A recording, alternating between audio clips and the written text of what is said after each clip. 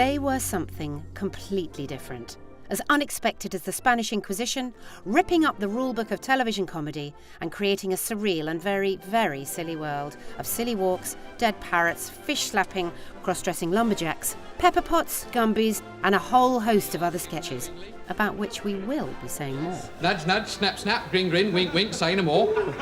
No, we will be saying more.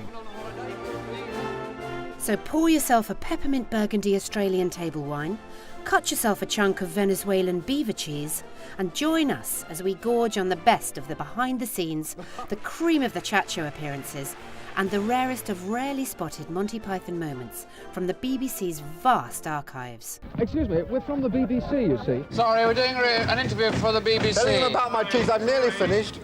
We've uncovered them at work, at rest, and at play. And every now and then, wrestling with some less funny stuff too. I think I had a kind of mini nervous breakdown. And we're kicking things off with an access all areas encounter that make for a nice introduction to our heroes. Here they are at the peak of their powers and working on what many, including John Cleese, have called their masterpiece. It's 1979, they're on location in Tunisia for The Life of Brian. And these fun times come before the film's release had sparked a major international religious controversy. Just as much as their view of the world, the Pythons' view of each other is the bedrock of their humour. They're intrigued by each other, even amused by each other. Eric? He's always got something going for him, some crusade, which makes him feel a little more laid back than anyone else. Laid back is the way he currently feels. Because I don't know what it means, but he's definitely laid back. He told me he was. Eric Idle, yes, Eric does a lot of jokes. You have to slow Eric down on the jokes just a little bit. It's all right the first 3 hours, you know, but... And Terry Jones, who of course is Welsh, so it's very difficult to know what else to say, but don't get into an argument with Terry unless you sort of have a free week, basically. Terry Gilliam, American, yes. He can make strange sounds, but he hasn't quite learned to talk yet. I mean, he's just as bright and as verbal as anyone. It's just that at moments it seems to leave him. I think at moments of creative excitement, I think that's when it tends to go. His legs are wonderful. Have you seen his legs? Michael Palin is appallingly normal. He would agree with me there, I think. Yes, there he is, with wife and children, all very happy together, in not too large a house, not too small a house, in a not too nice part of London, that's not too awful either, with moderately terrible neighbours that are quite pleasant, really, when you get to know them. Michael is, I think, probably the funniest, really, in conversation. He's delightfully silly, and he's liable to run into absolutely inspired spells of complete, it's creative genius, actually. I mean, he just goes in certain characters, and he just creates material. Really, the only person I know who can do that, apart from Peter Cook. He's a terribly nice man, Mike. I always told him he was much too nice for his own good. Oh, Cleese. Yes. A strange fellow, Cleese. I've never actually seen the top of him, always in cloud. I like John a lot. I think he's incredibly strange. He's a very tender person, very shy and sort of really soft inside. He puts on this huge exterior and bluff. He gets very cross, you know, he gets very worked up, and the great thing about his comedy is he works it absolutely all out. It's all up front, straight out and used. It's very healthy. But he's really a cutie.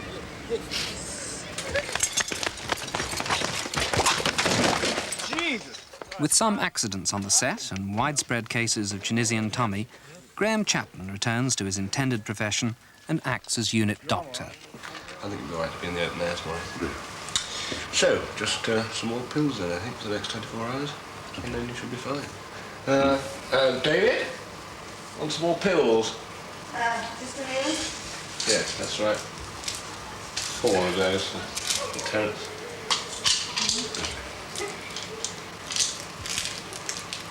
It's Thank you. No worries. He's a treasure. He's qualified, is he? Oh, yes. He did rub my back, yes, he did rub my back, but I soon stopped that. He didn't have an appointment, he just came up and started rubbing. I had a slight back strain after I'd been doing some heavy drinking. I've been okay so far. It's just everyone seems to have had a sort of bad dose of...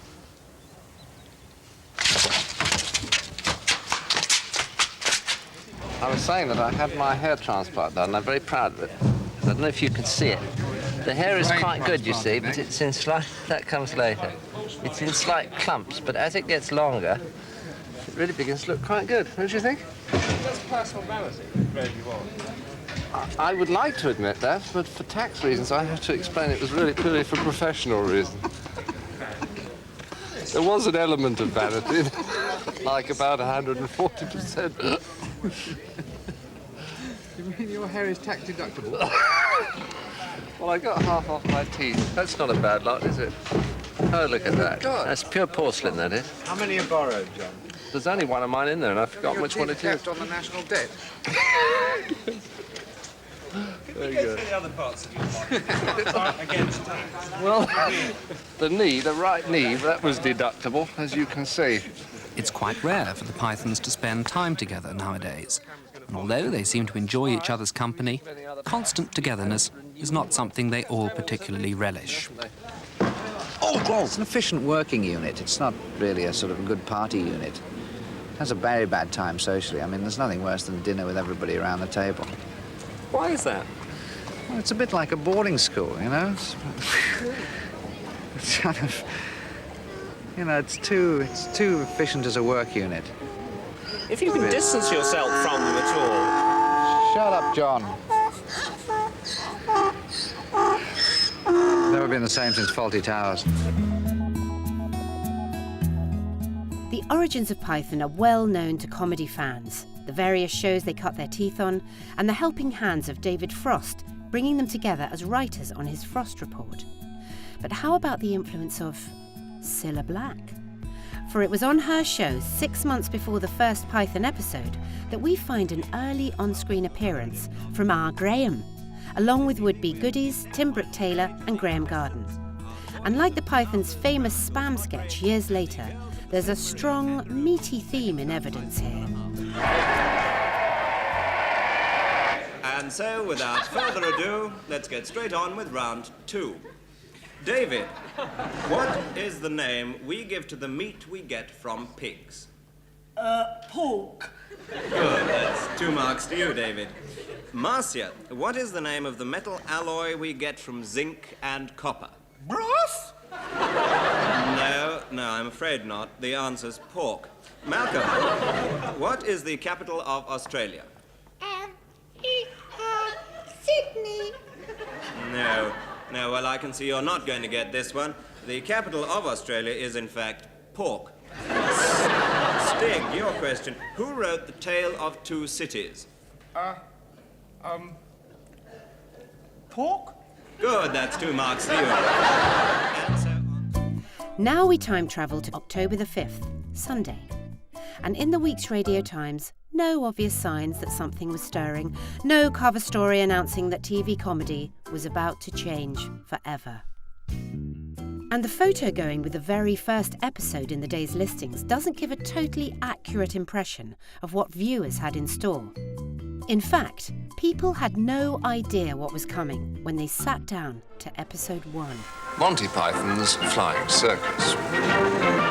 The first thing they encountered, of course, were the famous titles, designed by the group's lone American member, Terry Gilliam. And we join the future Hollywood director here, explaining how he created some of the striking animations that were so key to Python's success. Terry Gilliam has turned the spare bedroom of his modern Putney flat into a miniature film studio. And that's where he puts the animations together. This particular scene was at the end of an arts program. David is just a photographic thing cut out. We've got a fig leaf on him, and I've fixed his arm so it can move. At this point, a hand starts coming in, closing in to grab at the fig leaf. The arm is just a piece of paper that I've drawn this stuff on. The hand is a photograph hand. When we get in here, this close, to show the hand closing in on the fig leaf, I've got 3 hands here, all in different positions. We merely change this one for the middle one, and finally to the last position, and it's now gripping the fig leaf. At this point, David's hand comes down, smacks the hand a couple times, and knocks it out of the way. This goes on a couple times. The last time, the hand comes in and is successful in grabbing onto the fig leaf, and despite the fact David's hand is beating it away, he holds on. At this point, we cut in to David's close-up of David's lower torso, which now got the fig leaf in position. Again, cut-out hand is holding on to the leaf there. A much larger blow-up of the other hand is holding on here. Tug of war now ensues, pulling back and forth. Eventually, it's pulled away. This hand resides, and here's the censor, John Trevelyan, over David's groin, shouting something about the fact that we're not about to allow this sort of smut on television. His mouth is just cut out and runs up and down. That's how he talks. At that point, a real hand, mine, comes in with a rubber stamp and smashes down on his face. The rubber stamp was actually a larger version of this. Underneath it, then once the hand is in position, we hold it and we slip this under, stopping the camera, and lift the hand up again, and we've got censored across the face. And that's how it's done. That's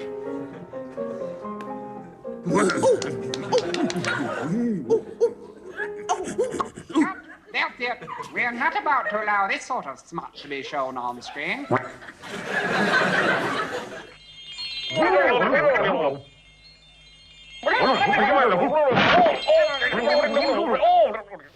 How does the sound work? Well, a lot of the sound effects come from just the BBC library, from discs, but doing these things on television, they sort of got a feeling that real sound effects aren't as good as sound effects I make myself, you know, because by the time it comes out the little speaker, you end up with very, very bad sound. So a real sound effect is too subtle, it's got too many things going on. So I do make sounds with my mouth, so they, you know, things like that. And so rather than hitting somebody where you get a real sound like this or that, I go, and they get hit on the head. And when feet stamp on people, they go, and arms come off, and so it's that sort of noise. And they come out very good on television, better than anything you could, you know, use off a disc. You can't find too many arms ripped off on discs and things like that. So once they had heard and seen Python, what did the great British public make of it? What has happened to BBC TV titles? One that worries me at the moment is Monty Python's Flying Circus on Sundays. Why can't we have titles that give us a good idea of what the programmes are all about? Mrs. D.R. Wilkins, Gravesend. I choose titles such as this because I think they're funny. If you're not switched on to such titles, you won't want to watch anyway. If you are switched on, you'll appreciate what we're trying to say. John Howard Davis, producer. What about people like, you know, the Monty Python lot? Now, what do you think of them? Sometimes exceedingly good. Yeah. The humour is, it's, you know, it's right on the ball of today's way of life. But other times, a little bit sick. Sick, surreal, or just plain silly. From early on, several of those sketches gripped the public's imagination and refused to let go, to the point where they acquired the iconic status they still hold today. Here are a few examples of Python perfection and their personal perspectives on them. Hello, Mr. Polly Parrot. I've got a nice fresh cuttlefish for you if you wake up. No, he moved. No, he didn't. That was you. Put in the plate. Oh, never! Yes, you did. The parrot, I presume, in the kind of best possible term, has now become an albatross, has it? Yes, I mean, it's the one which people always want us to do all the time. I suppose it's the Python standard. Since it's become more and more popular, John and I's performance have become more and more hysterical. And now when we do it on stage, which we have done several times in Python stage tours, it's now, you have to shout very loudly in order to get the lines out before the people in the audience do. So if you leave any sort of pregnant pause, you know, a bit of acting, you know, do a bit of eye work, all that sort of thing. Yeah. So I have to get my own back on John, being just the feed man. Yeah. And they come up with the lines, so you have to get in there very quickly. So it's now reached a rather high pitch of hysteria, that same sketch. Hello, Polly!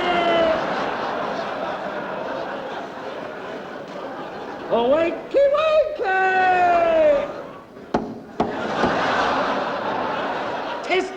Testing.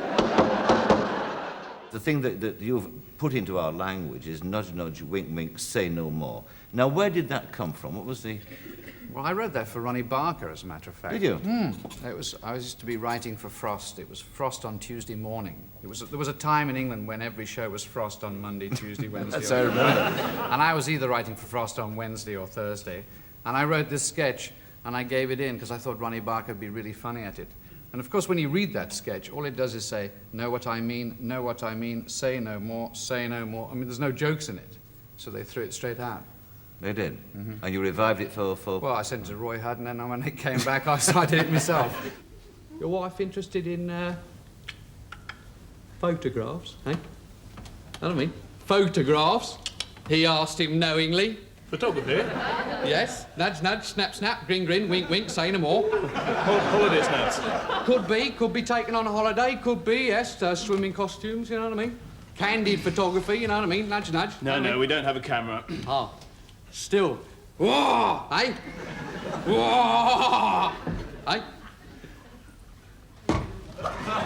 There's nothing very subtle to it. There's nothing very clever. It is a little bit of slapstick, and yet almost everybody who ever sees it cracks up. I mean, they really do. The dance is rather dainty and silly, and I slap John on the face very lightly with these pilchards, which is a sort of, again, brings in the dead parrot kind of relationship. I'm irritating him. But John plays it wonderfully, and then what I love is John actually picks out this huge fish from behind his back, and instead of just hitting me with it, which would have been quite funny, he sort of measures it up. So there's a certain formality. Measures it up, takes it, and off he goes. And I think it's that moment where he sort of measures the impact of the blow that for me cracks it up, and then I just fall in the water. I never thought it was a particularly good piece of material. I mean, first of all, it was written by Jones and Palin, who are not as good as Chapman and I. The audience was making so much noise, it didn't matter what I said. And I used to say to Michael, as I went round with my legs doing all this, I used to say to him, this is not a good piece of writing, Michael, as you perfectly well know, and it only gets such a great reception because of the prehensibility of my limbs. And I never particularly liked it. So it's very strange when you do a piece that people think is hilarious and you just kind of... For he's very good with his hands. And is this a case of art imitating Cleese or the other way round? There's no need to laugh when you... Be silly with your walks. That's one of the nice things about cutouts is when you actually start playing with the bits of paper, you find some surprising things happening. This guy walks by having his foot start coming out of his stomach, swings around in an arc until it hits the ground and his body catches up. And then the next foot slides out of his belly and on it goes. But he's very good with his hands. He's very good, very, very good, very good with his hands. Well, before we start hacking up the family photo album, let's move on to the man who must surely have inspired Terry G's cartoon, Funny Walker. Because he's very good with his hands. He's very good, very, very good, very good with his hands. John Cleese is 36. He's married to Connie Booth, who wrote Fawlty Towers with him. They live in West London. He's on his way home for lunch. I used to do a great routine on tube trains on my own. You used to just stand there staring out of the window, and then the right hand, it was from a sketch, you used to do this kind of thing. You see, and then you turn and you look at somebody you've pre-picked, and they're always absolutely fixed on you like that. And then you look and they look away and try not to look again. And the hand comes up. And the moment that you see their head turn, you go, look at them again. You say, well, if I do that now, somebody just say, oh, it's that bloke on the television thinking he's so bloody funny, you know. Cleese was born in Weston-super-Mare. His father sold insurance. At school, he grew very tall. By the age of 10, he was 5 feet 8 inches, and he realized then his talent to amuse. I think I've been a very unpopular school kid because I've been shy, awkward, not a good mixer. And then I think when I was about 10 or 11 in Mr. Sanger Davis's class, I discovered I could make funny remarks. And many thanks to him for allowing me to make them. There's a bit of me, a Weston-super-Mare remnant, that feels a bit awkward about making money by doing jokes. There's something at the back of my mind. I wish I could root it out, because intellectually I don't believe in it. It's something slightly undignified. And I think that's sometimes why I overreact. I can, on certain mornings, feel, I don't know how much my feelings show, but I can feel exceptionally sour when people shout out, "Oi! Give us your funny walk then!" You know, and everyone turns and looks, you know, sort of 8:15 when you're just walking down the road wanting to be quiet. When I was 16, everyone told me, "John, the thing to do is to get a good qualification. You go in an accountant's office now, by the time you're 37, you'll have several letters after your name, you know, you'll be able to get married." It was sort of that kind of feeling. Fine, it's one type of life, but it was laid down to me, you know, as a sort of golden pathway leading up to the ACA, you know. And the only stuff that we've ever done there has been, I've had a feeling of, you know, let's warn the kids, you know, that it's not an exciting life. I think most of the people working in comedy seem to have depressions. Whether they're any worse, better or worse than people in other jobs, I'm not sure. But I suspect there's something about the depressive temperament that seems to produce comics. Perhaps because of those depressive tendencies, it was Cleese who first expressed a sense of Python fatigue. By the end of the second series, he felt that the group's genuinely original moments were becoming increasingly rare, and that they were now simply retreading old ground from the early shows.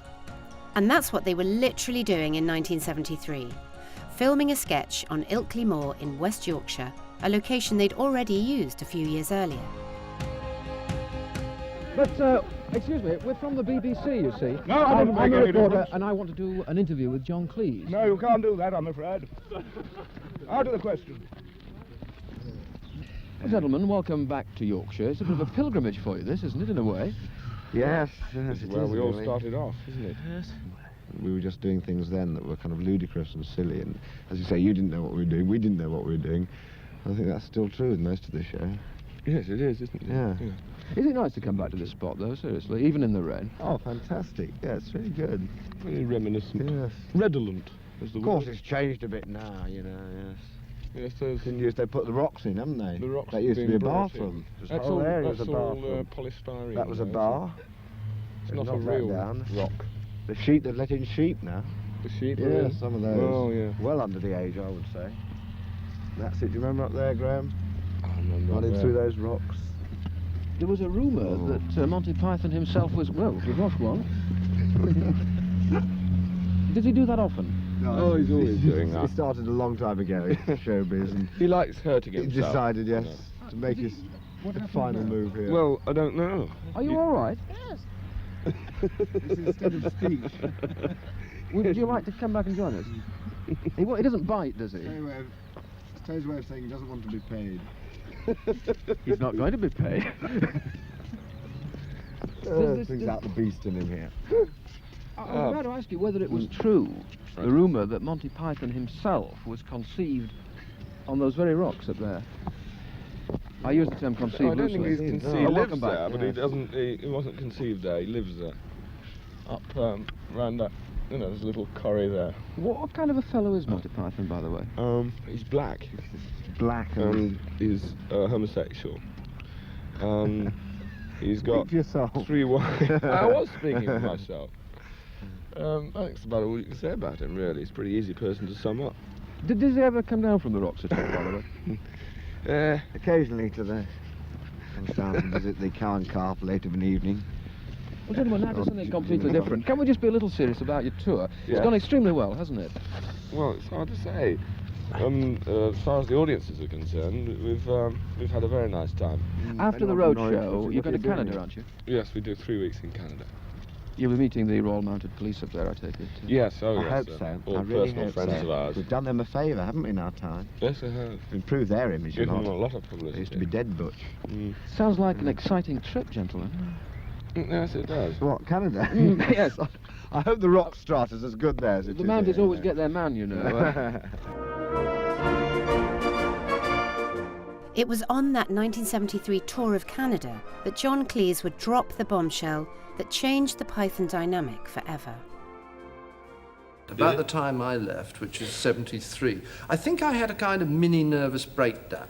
I mean, I just had about a week between a British tour and the Canadian tour. I had a week when I just seemed like all my muscles were locked solid. I mean, I wasn't hallucinating or doing anything that bad, but I was really locked and I couldn't sleep and I didn't know what was going on. I felt tight here and my head felt tight. And I thought, I've got to get out. I need space. And so I told them all on the flight to Canada that I didn't want to do the next television series, which they then went ahead and did without me. And at the time, there was a great deal of resentment, most of it from the two guys who at that time thought that their survival was intimately bound up with the Python group. Now, when they were forced to work separately and discovered, those two in particular, that they could thrive, succeed very well on their own, then there wasn't the awful sort of clinging together. We're a sort of rugged team on tour, and if you go and have dinner on your own, you're spoiling the fun. You know what I mean? The two John Cleese claimed were most upset were his writing partner Graham Chapman and Terry Jones. I think, you know, the decision of the five of us to go on and do the fourth series without John was kind of interesting. And surprising in a way, because we'd always said, well, Python was the six of us, and it was, you know, you take away any one element and it wouldn't be the same. Then they wanted us to do more. We just did 6, and then the BBC wanted another 7, and I'm afraid at that stage I said no. And Michael tried to talk me into it, and I said, well, it's just not working because John was there was this lovely tension between John and Terry. There was a series of tensions and balances that allowed it to work, and without the full group, it never worked quite as well.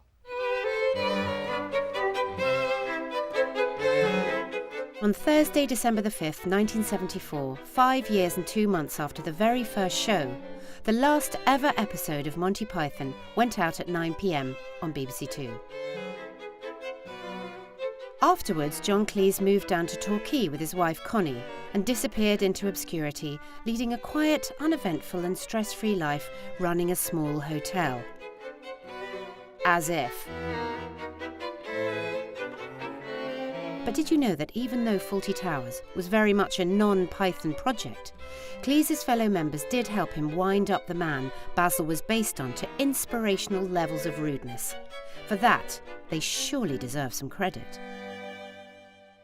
He did exist. It was alive. I won't say his name. No, but tell me in what circumstance you discovered him. We were filming for Python, which must have been about 71.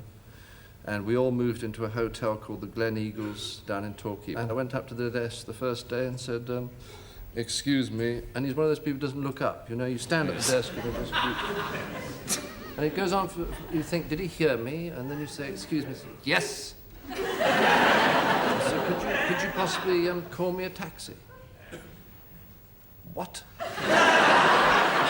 Could you call me a taxi? Call you a taxi?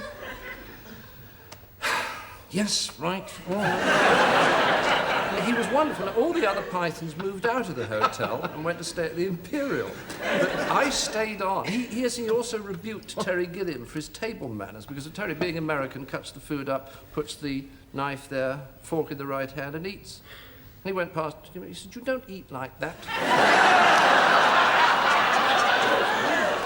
And he also had real madness in him, apart from rudeness, because Eric Idle left his briefcase by the door one morning. We waited to be picked up by a car, and he forgot the briefcase. He went off to film and came back, and Eric said to the guy, "I left a briefcase by the..." He said, "What?" "Oh, yes, it's behind the wall," and pointed out at the front door, you see. And there was a swimming pool and a big white wall behind it. And Eric said, "But behind the what?" He said, "Behind the white wall." "Yes, you're behind the wall, behind the wall." Eric said, "Well, what?" He said, "May I ask what? Why is it behind the wall?" He said, "I thought there might be a bomb in it." And Eric said, "A bomb?" Because this was all pre-IRA and everything. And he said, "Well, we've had a lot of staff problems recently." Apart from Basil Fawlty, other post-Python sightings on the BBC included She's a dream, she is real, can't explain how I feel, I'm in love. Eric Idle, spotted performing with the Ruttles on Rutland Weekend Television.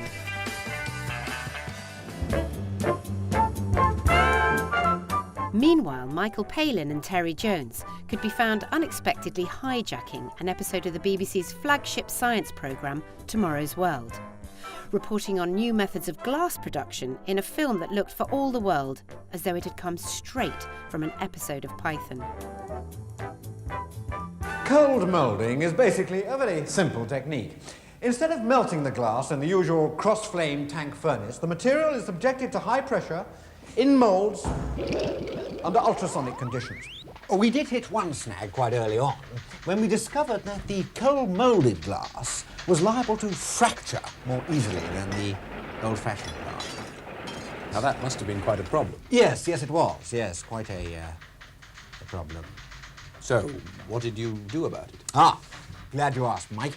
Well, we decided to change our marketing strategy. Well, an awful lot of money has gone into the building and designing of this plant. And rather than change the process, which, as you know, would involve replacing a lot of very costly machinery, redesigning equipment, perhaps even throwing out the new process altogether, we decided to rethink our sales policy. I'm not sure I'm still quite with you. Sell broken bottles.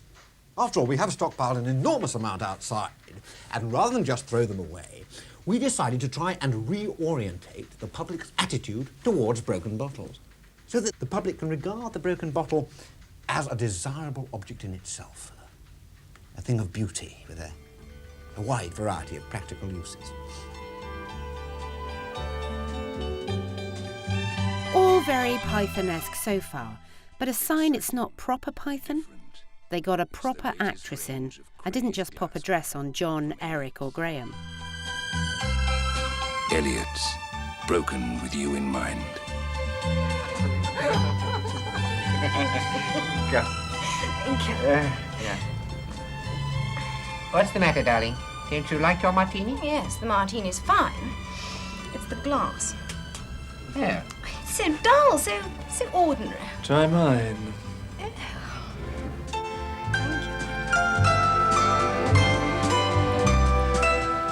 For that once-in-a-lifetime moment, it's got to be Elliot's.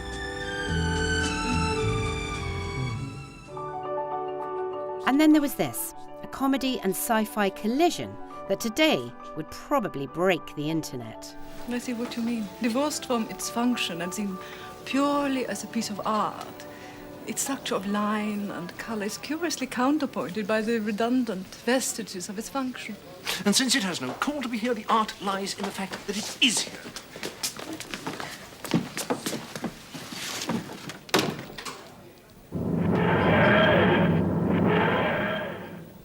Exquisite.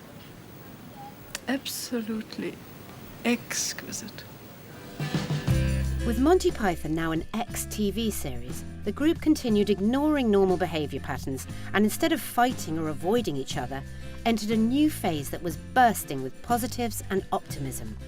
They still got on and worked well together, and the fact that Python was by now a success in America meant they could think big. And so began the quest to conquer cinema, with Monty Python and the Holy Grail. Graham Chapman was cast in the leading role of King Arthur, and the Terrys, Jones and Gilliam divvied up the directing duties between them.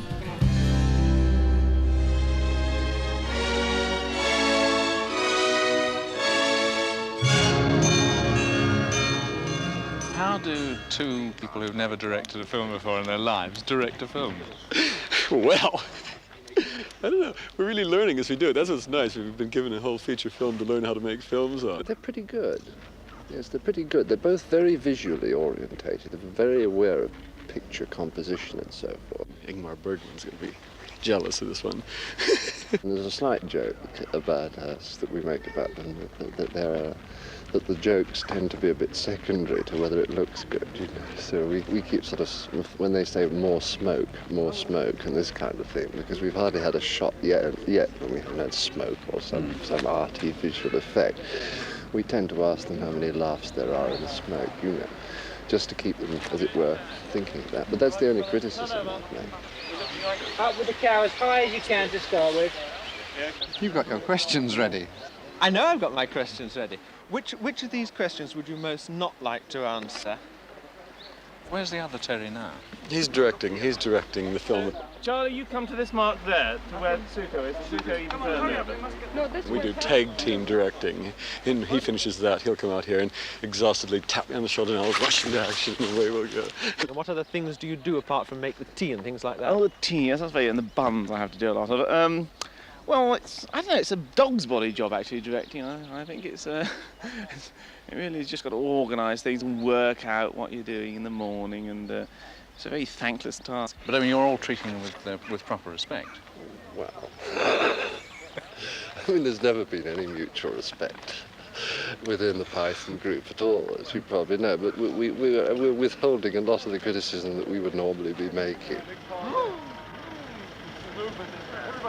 Can you give me a brief synopsis of the film? Is that possible in the space of half an hour or so? Well, I don't think it is, really. I don't think it is. Well, try in then 30 seconds. Right. It's about a search for the Holy Grail, you see, which is a large sort of creature, a bit like a dodo, with a big beak. And people are trying to find this Grail.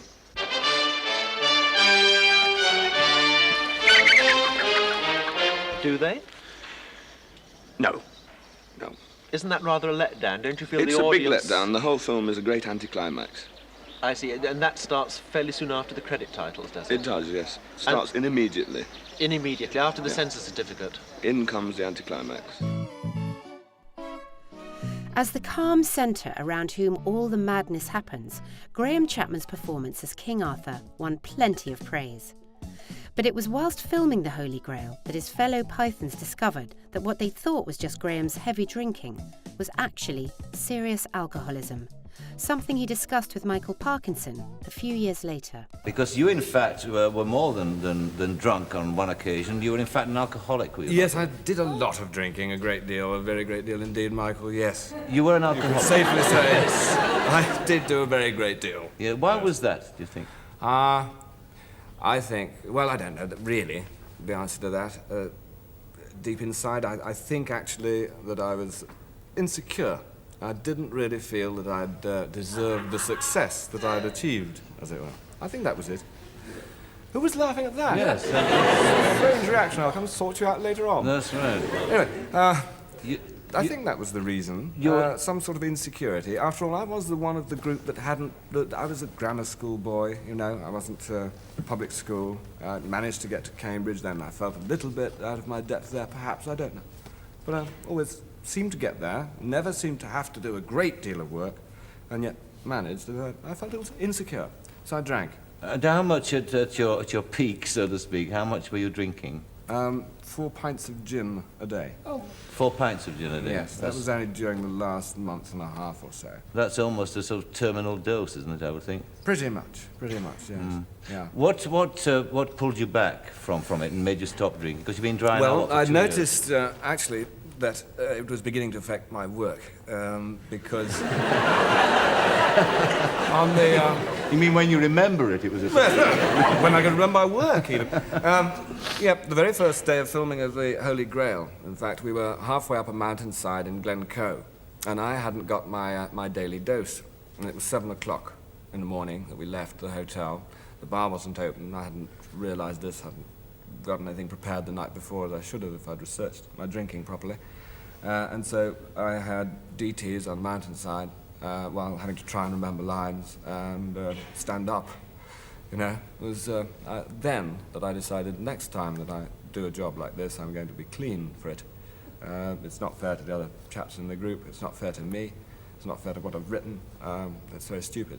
And so when I next had a patch of time in which I thought I would need to recover, I took that patch of time and recovered after, well, I suppose, really 3 days of hell.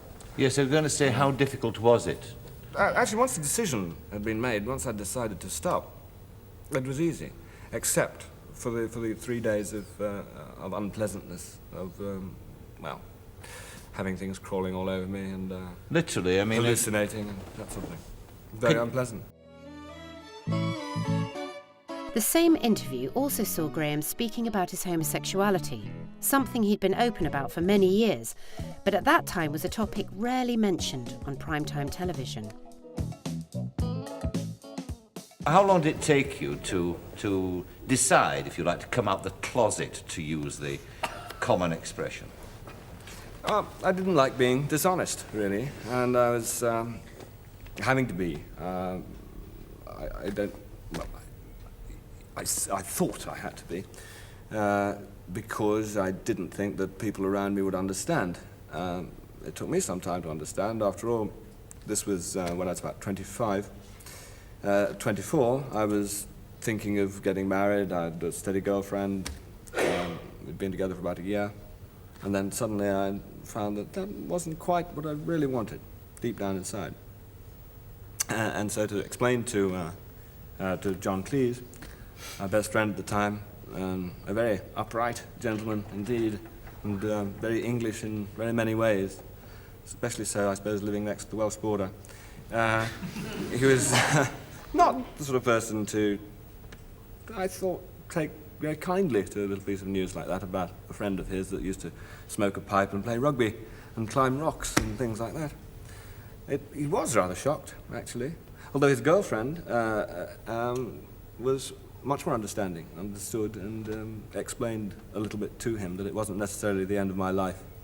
You, in fact, in the book, you describe how, in fact, you threw a party for your friends, for the Python team. That's right. I thought the only way to do it was just to get it over with once and for all, invite everyone around that I worked with and let them know. There were varied reactions. Yes, there were. David Frost couldn't make it. The reactions were, yes, wonderful. Marty Feldman was he just laughed. It was the pipe that made him laugh, really.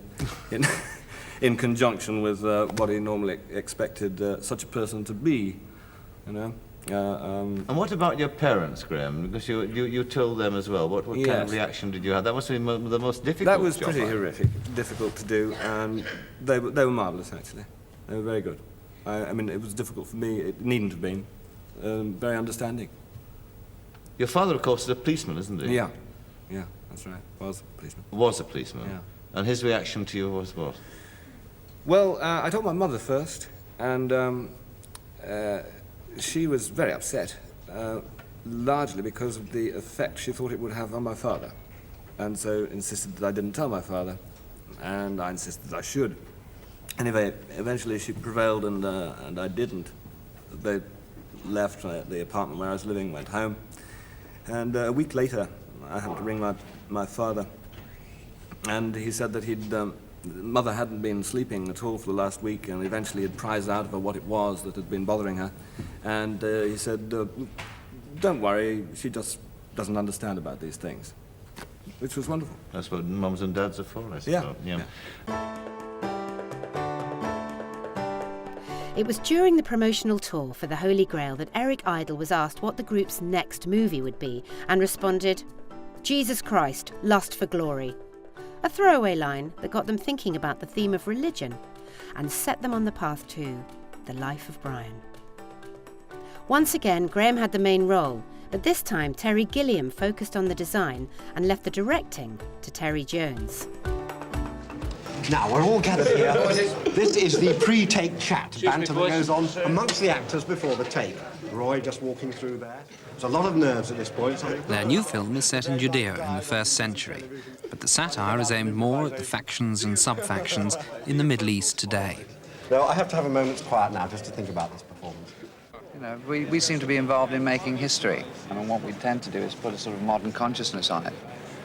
You get sort of suburban attitudes in AD 33. It's about how they're complaining and grumpy and unpleasant. And cut. It's fine. Enough. Cut.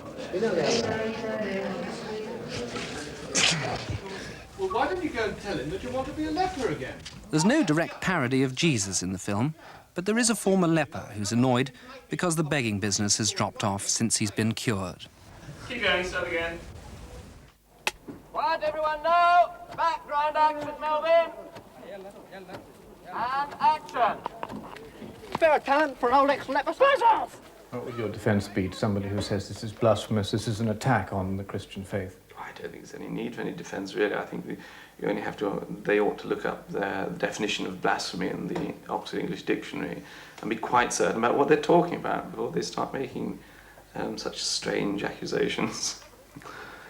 When we started writing the film, we did set out to write a film about Christ, and we thought, well, we'll do a life of Christ. I mean, Monty Python's Life of Christ, that sounds a fairly outrageous idea. And then we started researching into it because we take things pretty seriously.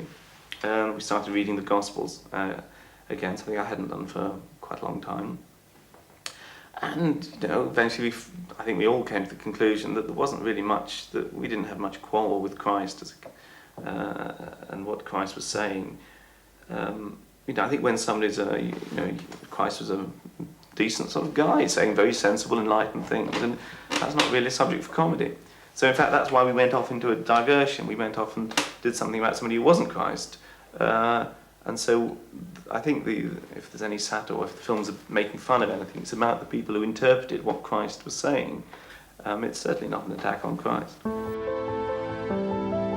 And for absolute proof that Brian wasn't blasphemous, well, surely it can't have been, because Michael Palin was invited onto BBC Children's Telly just 25 minutes after Play School and asked about the film by the very respectable Michael Aspel. Gary Brown from Bam Furlong near Wigan, and Jeremy Baker from Northweald in Essex, Liza and Mandy from London, and Neil Woolner from Epping want to know, as everyone else does, when the premiere of Life of Brian's going to be, your new film. I can't say at the moment. We've just about negotiating a distribution deal, and that involves all kinds of organisation when they can get theatres. It will probably be no earlier than October this year, and it's sometime between October and just after Christmas. Oh, it might be in time for a Christmas treat. It may be in time for a Christmas treat, yes. Good. I hope so. Of course, despite the reassuring endorsement of Mr. Aspel, lots of people did choose to believe that Brian was really supposed to be Jesus Christ. The film was banned in countries across the world, and famously even saw nice Michael Palin genuinely getting cross when he and John Cleese debated the film's merits with writer Malcolm Muggeridge, the Bishop of Southwark, Mervyn Stockwood, and Tim Rice hosting their discussion. But you keep making the basic assumption, sorry, let me just say this, Mike. You keep making the basic assumption that we are ridiculing Christ and Christ's teaching, and I say that we are not. But do you imagine that your scene, for instance, of the Sermon on the Mount, the scene in your film of the Sermon on the Mount, is not ridiculing one of the most sublime utterances that any human being has ever spoken on this earth? Of course it is. No, it's Absolutely making fun not. of the guy who's remembered it wrong and of the people who don't understand it and miss the point. Well, I think that's really unfair, because I think that a lot of people looking in will think that we have actually ridiculed Christ physically. Christ is played by an actor, Ken Colley. He speaks the words from the Sermon on the Mount. He's treated absolutely respectfully. The camera then pans away. We go right to the back of the crowd to someone who shouts, "Speak up," because they cannot hear him. Now, I mean, if that utterly undermines one's faith in Christ, then I think a faith cannot be terribly strong. I started off by saying that this is such a 10th-rate film that I don't believe that it would disturb Yes, I know you anybody's started with an open faith. mind. I realise that.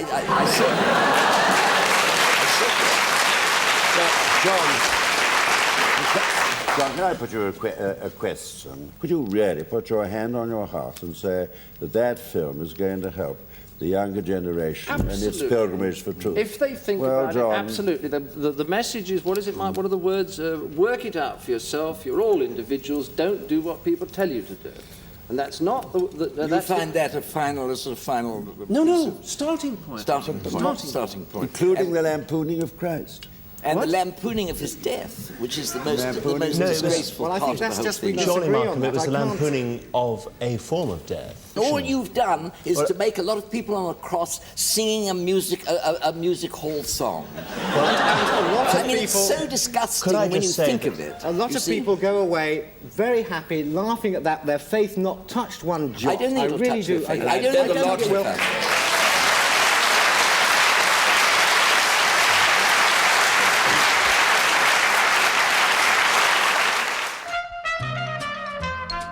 The controversy around Brian didn't put the Pythons off filmmaking, far from it. In 1983, they released their final film, The Meaning of Life, which once again saw them confronting perceptions of what is decent and acceptable.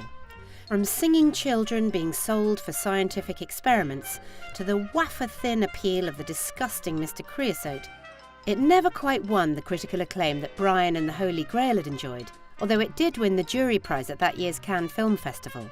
But its finest moments were up there with the best of Python and as challenging as ever.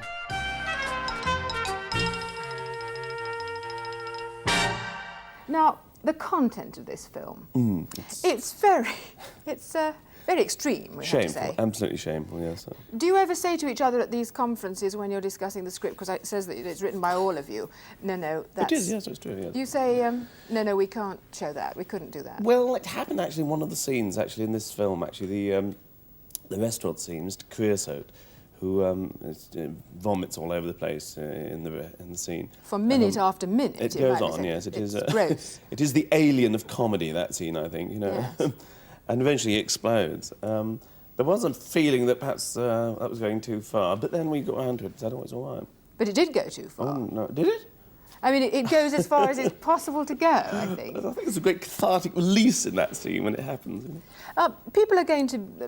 the critics, people are going to look at this, the title, The Meaning of Life. It is a series of sketches loosely tagged together, isn't it? Yeah, the funny thing is, you know, I mean, when we set out to write, we don't actually intend to put meaning or themes in the thing. But I find going around and chatting about the film to journalists and things afterwards, I keep finding themes coming out of the thing, and that constantly the scenes seem to be about the same thing. That so many of the scenes are about people trying to pretend that the awfulness of life isn't happening. Like, for instance, the scene in the restaurant, this guy's vomiting all over the place, and the waiter is trying to carry on and be very polite and everything, give him the menu and everything, and all the other guests are trying to carry on as normal. And the same things happens in lots of other scenes in the film. Do you think you'll run into trouble with a censor? I can't see it, really, no. I think it'll be just a sort of an argument about whether 15-year-olds should see it or 18-year-olds. I mean, my daughter's seen it about 3 times. She's 9. She remains uncorrupted, does she? Well, actually, she's a bit rude, come to think of it, yes. The Meaning of Life ends with a visit from the Grim Reaper. And after gate-crashing the film, he returned in 1989 to take away Graham Chapman, who'd been diagnosed with an inoperable cancer. He was 48 and passed away on the eve of a special Python celebration. 20th anniversary of the first Python transmission was on October the 5th. And Graham died actually the night before. Extraordinary timing. We'd laid on this great party.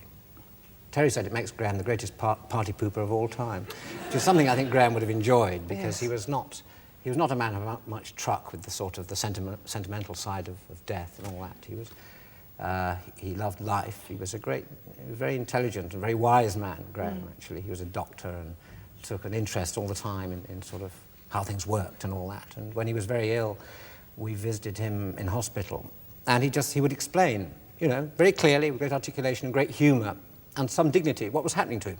Well, that pipe leads in there. I'm not quite sure where it goes. I think it comes out here. And he was absolutely terrific. And, I mean, for someone to go through what he did in the last year of his life, which was some extraordinary, nasty operations, and to retain that humour and that sense of life was absolutely terrific. And I think we all sort of, the petty differences we might have had in the past in Python were just forgotten. And it was really good that we all saw him and we all got together, you know, even though it was the last year of his life. And it's rather nice for the people who don't know him, the public, that he'll be remembered with love and with laughter. Yes, oh yes, I hope so. He was a very silly man and made me laugh an awful lot. And very silly man indeed. And I will remember him fondly, very fondly for that.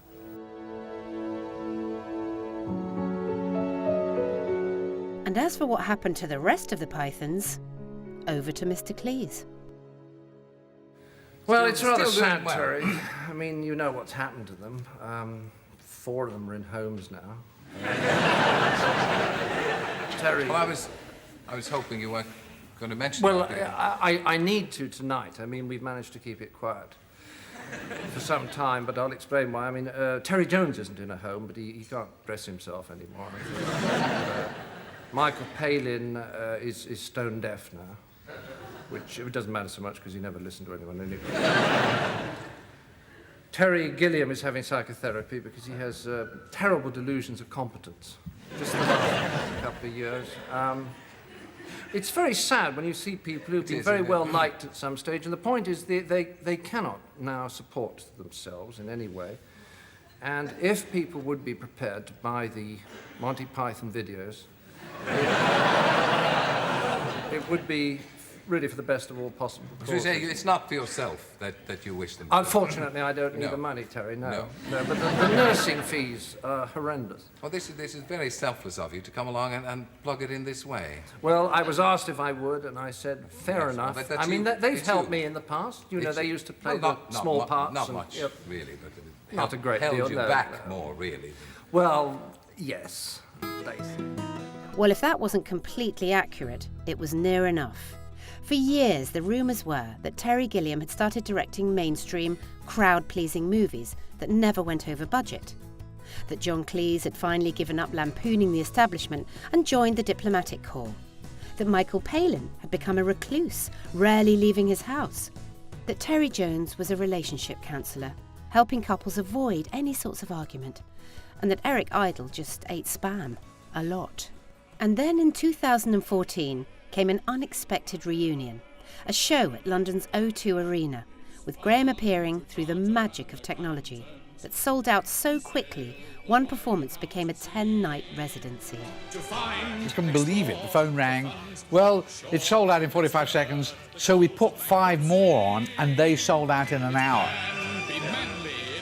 Then they asked us to do 5 more, you know, so people said, yeah, okay. So then we got offers from all around the world. And Michael said no, because he was busy, he's doing a book tour. No, it's quite nice. So having Michael say no meant that we only have 10 nights. The surviving Pythons were quite open about cash being the main motivator. But as BBC cameras followed their preparations, the affection that's existed between them all since 1969 was clearly evident. I love going back and doing the material again. It's like the years rolled by. We kind of know the rhythm of all those sketches, argument and things like that.